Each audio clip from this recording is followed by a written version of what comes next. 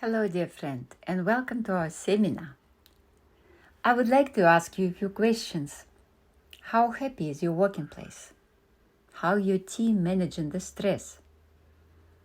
They're losing their mates for home isolation or for no mandates or other reasons.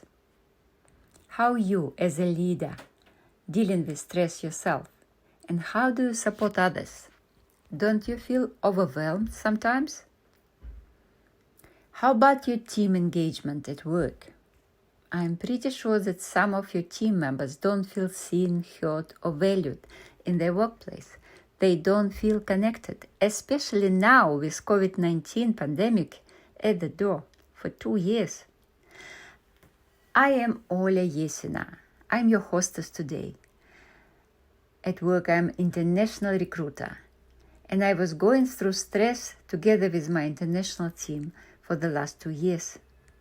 One of my employees is in Ukraine right now, and with the war going on, we're all concerned for her well-being.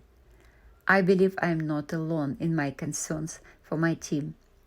Growing stress resistance and ability to keep yourself and your team happy is a new and urgent need in our community.